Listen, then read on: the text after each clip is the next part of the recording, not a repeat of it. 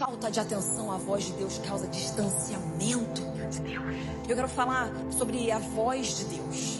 Muitas vezes nós não estamos conseguindo ouvir porque estamos muito acostumados com o barulho.